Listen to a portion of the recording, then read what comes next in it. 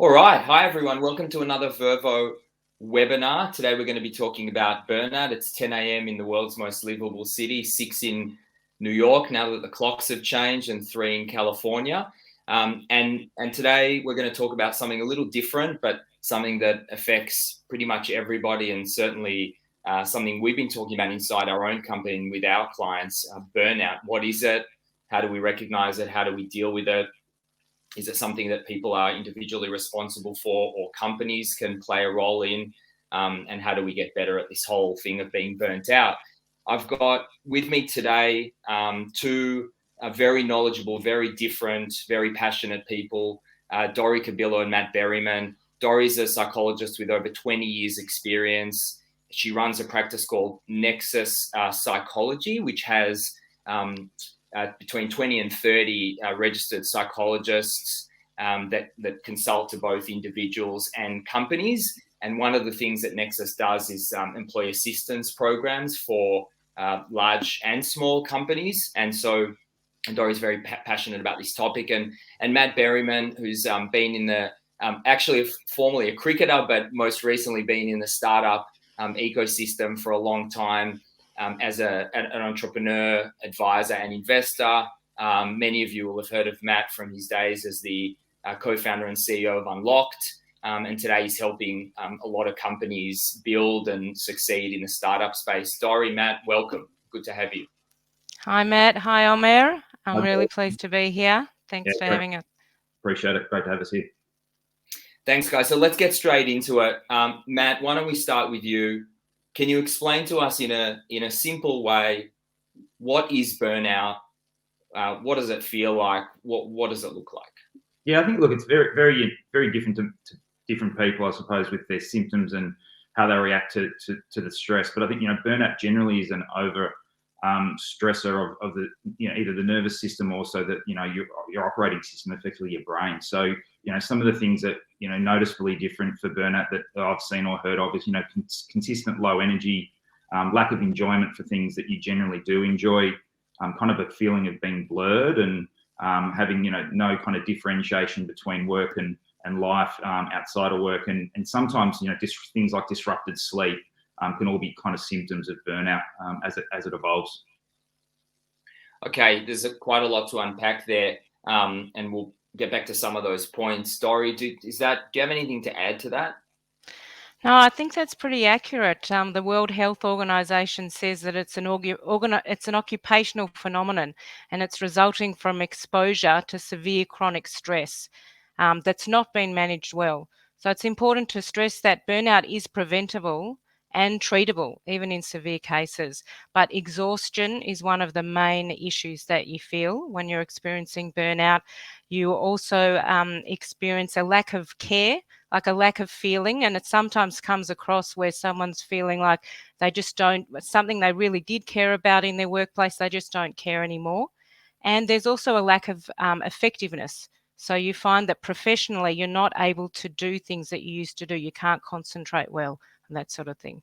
So there's 3 things like that really do, they're the symptoms of burnout to watch out for. So it sounds like when we're burnt out, we're not at our best. That's an understatement. Well, how do we get there, though? I heard Matt mention stress quite a few times. If I'm stressed, does that therefore follow I will become eventually burnt out, or not? And are there other causes of burnout in addition to stress? I think from my experience, there is a lot of stress around, and we've experienced a lot of stress, particularly over the last couple of years, with different stress with the lockdown. But that doesn't necessarily mean that you will develop burnout. It's almost like if you don't get a break from that stress. So people who are in a constant state of stress but don't have any time out, don't have any downtime, they might be more susceptible to burnout. And in fact, there's a couple of personality types that really make you more susceptible to it, and a couple of job types. So the combination of the two can make you in an at-risk category. And one of them is actually if you're in the caring profession. So if you're a doctor or a nurse, you're likely to really put your work before yourself and not take the time out. If you're an entrepreneur, if you've got your heart and soul into a new company, into a startup, then you might be just putting those needs of the business way ahead of your own. And it's when you forget about your own health and what you need in terms of your downtime that can lead to the build-up of those symptoms that we talked about before. Well, I mean, that's really interesting that there are personality types or professions that are susceptible. And between the three of us on this call, I think we tick a few of those boxes. Matt, can you think of, some examples, just picking up on what Dory said around people who are susceptible, where you've seen this happening and maybe you weren't aware of it in real time, but now on reflection, you could see this unfolding in someone? Yeah, definitely. And I think especially entrepreneurs, right, and founders and even people who work in startups, because it generally attracts a behavior and personality type that does have a huge passion for what they're doing. And I, know from my various ventures in entrepreneur, founder world, that I was always putting the company ahead of myself. And whether that was investors, whether that was staff, whether it was customers, whether that was any part of the business, would always kind of rank higher. And it was kind of like a default setting. So I've really learned post the Unlock journey and other journeys with now, especially, investing in great companies like yourself and others, that the founder needs to be looked after, and ultimately the founder's health. And when I used to hear people say, oh, it's a marathon, not a sprint. And I kind of thought, no, it's 10 sprints put together. I'll just keep running really hard or harder. And it's just not really a healthy, long, sustainable way to operate your own health, but be a business. So it is. I've got a much more stronger lens now on making sure the founders in good shape health-wise to make sure they can, achieve their vision and mission of the business. So are we cursed, Matt? Does it mean that people who are excessively passionate, excessively driven, are going to end up paying a price, a mental health price, or sort of burning themselves out to the point where they're just, you can't function anymore, you're not at your best? Is this what we've signed up for? And I'm not including, this isn't just like startup people, it's all the groups that Dory mentioned and anyone else really in that sort of, in those categories.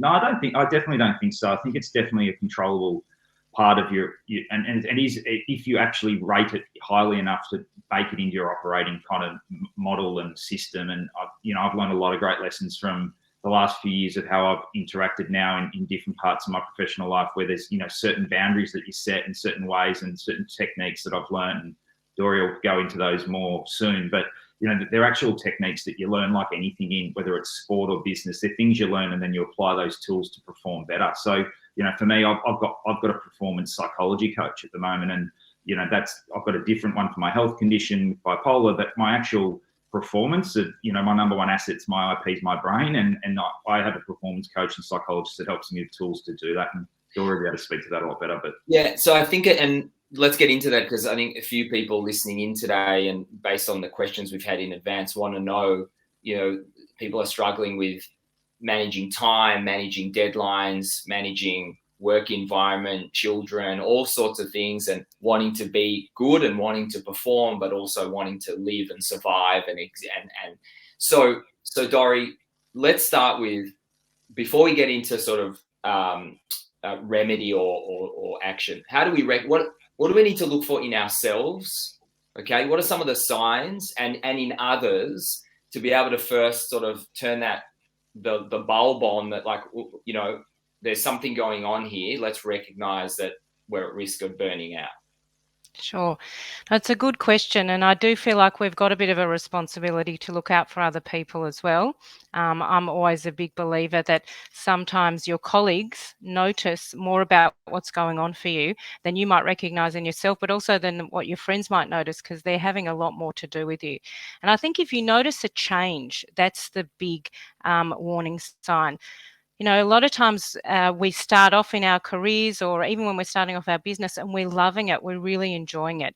If you're all of a sudden noticing that you're just not that interested, or that you're sort of dragging your feet when you're getting to the start of the day, and by the end of the day you're just really exhausted, these are all warning signs. But the other one is that maybe you're reading a document and you've got to read it over and over. You've just not actually been able to take in the information. So your brain is actually not functioning the way that it would be normally. But the other sign, I think, is that with burnout and with stress caused by the workplace issues, you should notice that when you stop and step away from the work, that you actually start to feel better. That you actually, if you find something that you enjoy and you're able to be disciplined and really be present in that moment when you're doing something you enjoy, then you're actually having that break really feels good and it feels different. Hang on. If I step away from work and I feel better, does that mean I hate my job? No, it doesn't mean that you hate your job at all. It's really important. In fact, you owe it to your job to actually take a break from work. And mentally take a break. I'm not talking even about physically doing anything different. Sometimes it's about what's going on in your mind. In preparing for this talk today, I was actually found myself thinking over and over about it. And that was ruminating about this talk. And so my day had finished. I have a pretty strict rule that 7 p.m., finish the day. But I was continuing to think about it. So I wasn't really having a mental break from my work at all. So I had to be really disciplined and problem solve and go, right, what am I worried about? Let me schedule in time so I can deal with that worry. But it's not helping me when I'm sitting trying to relax and watch TV and I'm still going over in my head about my burnout talk that I'm doing the next day. You've mentioned that a few times now. And you also mentioned it to us in the prep call yesterday that it's about what goes on in the brain. And that got me thinking a lot. So it's much less about how many hours I'm working or when I'm working or how hard. It's more about like where my attention is. Can you just elaborate on what you mean by that? Yeah, I think that, we are sort of working from home now as well, but we need to delineate between what's our work time and what is our time where we're off, the time where we're rejuvenating, where we're revitalizing and having a break from the stress of work. And some people, in fact, have rituals associated with that. So they might, when they finish their working day, maybe they're still in their house because they've been there all day, but they change their clothes that they're wearing or they change the lighting in the room just so that the opportunity is there for everything to look different and to actually have the time where they're switched off. Does that answer your question? I changed clothes from my Vervoe t-shirt to my Vervoe hoodie. As long as it's a different colour and you feel better, that's all right. Versions of my swag. Probably that's not. I don't think that's what you meant. But it sounds like what you're saying is that it's less about what I'm physically doing or when. It's more about kind of where's my attention. Where am I? How am I being present in what I'm doing? I can certainly relate to like doing stuff with the kids while sending Slack messages and thinking about work. And at the end of it, I feel exhausted rather than in the moment. So let's just talk about that and expand to a few other things. Matt, I want to ask you a couple of questions. The first is, if I notice someone, a friend or particularly a colleague, and I see these things that we've mentioned, that they're different. Maybe the concentration's not there. Maybe they're depleted. Do I say, hey, you're burnt out, take a break? What do we do? Should we say something? Should we say nothing? And how do we go about that? Yeah, it's a good question. I definitely think whether it's burnout or any other mental health kind of condition that you think someone may be experiencing or troubled they may be by their change in behaviour, as Dory mentioned, everyone's different on how they like to react. Some people, you can have the honest conversation, say, hey, like everything going okay? You seem like you're struggling a bit at the moment, or hey, notice that, you're sending emails at 3 a.m. most nights and you're not sleeping well. So it really is depending on who the person and their personality type. But I think definitely silencing these issues only make them grow from my experience. And I think although they're awkward and sometimes a very hard conversation to have, and sometimes you may not get the response you expect, they're definitely worth having the conversation. And I feel that we're hopefully now in a much safer environment, both at work and in society, that you're allowed to have those conversations. And there's been a lot of awareness raised to allow that to happen. Okay, so we should say something, and a good way to say it is asking, are you okay, rather than... I wouldn't probably, some people like, are you okay day and stuff have it. I think everyone's very different.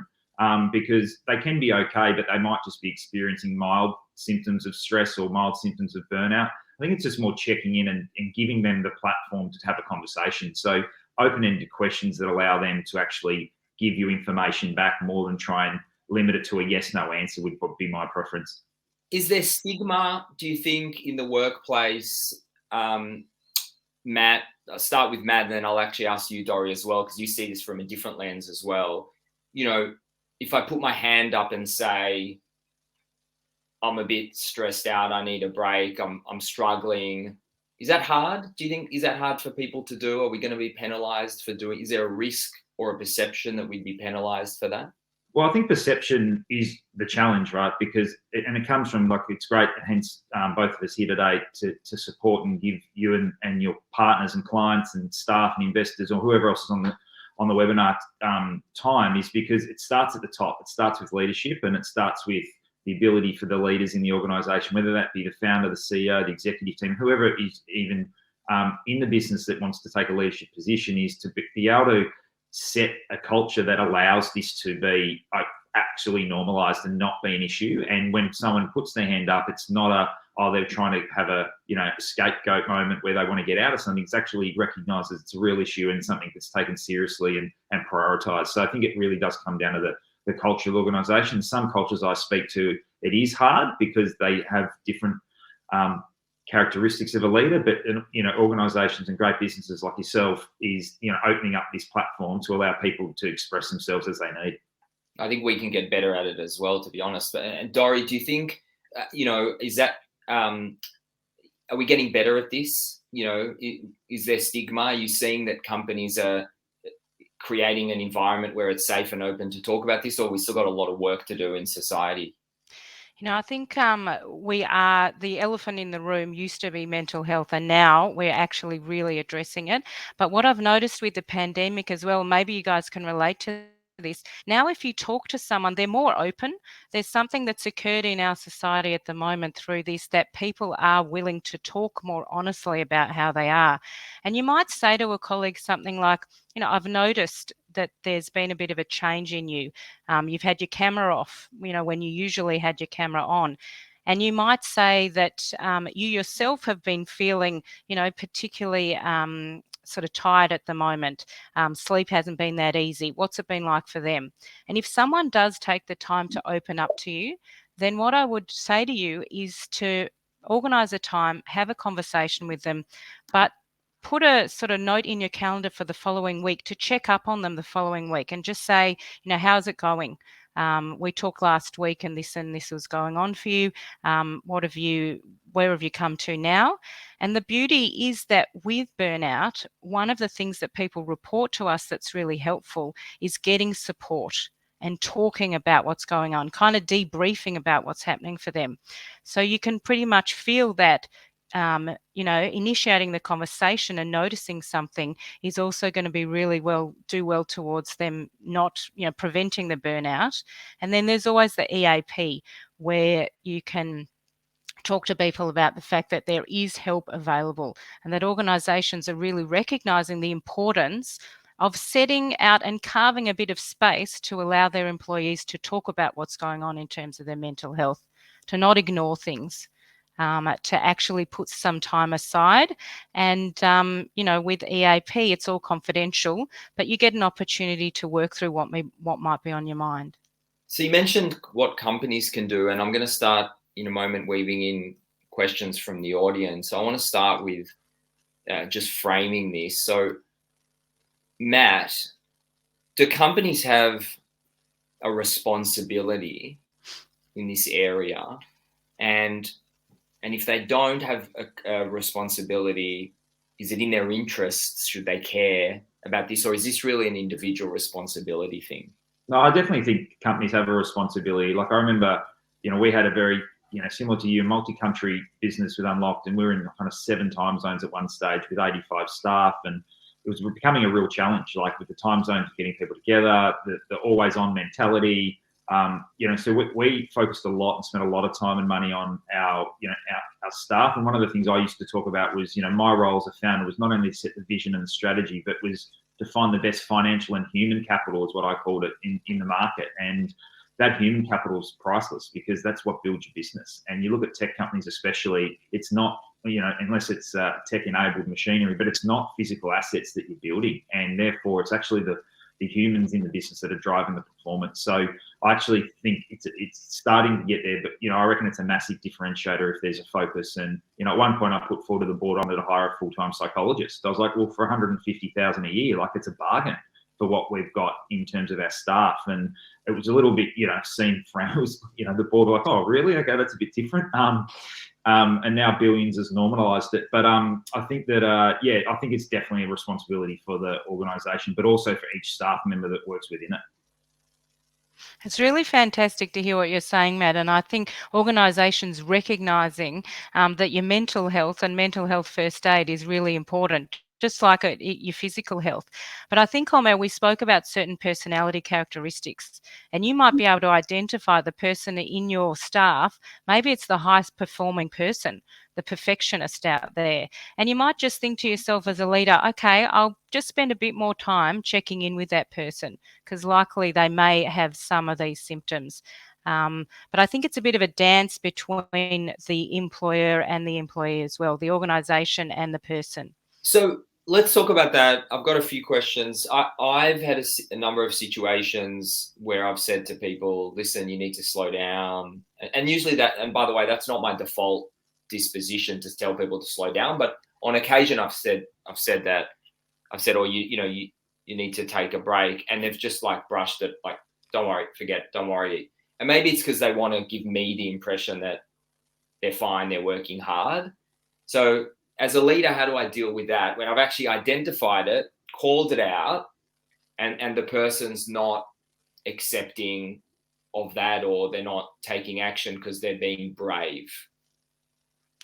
I think that the fact that you've reached out and that you have identified it, from what I can tell, is really important. I know that when I speak to people that are ringing our service, they're telling me that if their manager or their boss has noticed that something's gone on, and whatever their conversation is at the time does sink in, and it does show that you really do care.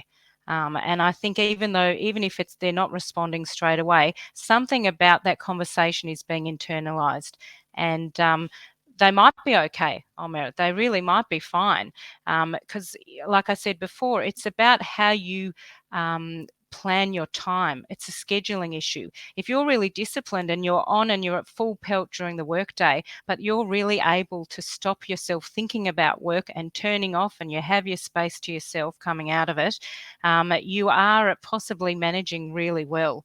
But they'll remember that conversation, and I think it doesn't hurt to be bringing it up.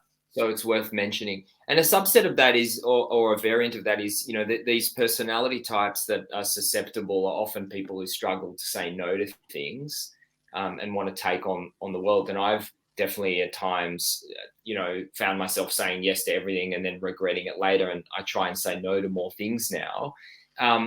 If you're in a high performance environment, or you have a high performance sort of disposition, it's hard to say no because you feel guilty and you want to help and you want to solve every problem. Matt, should we be saying no? How can we say no without like letting people down, or creating this kind of image that, well, I'm backing out of stuff and I'm not there for you? Yeah, I think it also comes down to the role you play in the business and what the priorities are. Like, I had a founder recently where, we were talking about this exact issue, and I said, oh, give me a look at your to-do list. And I just ripped the bottom half off and took it off him. I said, well, the bottom 10 things aren't that important. If you get the top 10 right, other people will sort out the bottom 10. And that was putting a structural thing in place because he just wouldn't let go. So I think you've just got to work out what works for the individual. But making sure that, focusing on the things that you can have impact on, and thinking about the effect you're making, not the time you're committing. And, I think that's a really important point, is, not trying to relate energy and effort to effect. So, if you're having strong effect and you're able to do that within 6 or 8 hours in the day, then don't feel like you have to work the old Goldman Sachs way, the last person to leave at 2 a.m. and sitting there playing solitaire for 5 hours, So, like, that's not the kind of culture you want to build. So I think it's a cultural issue, I would say, and then it's a personal kind of management plan. Do people still play solitaire? I would have thought it's like Fortnite or something else now. It shows my gaming skills. I wouldn't have any clue either.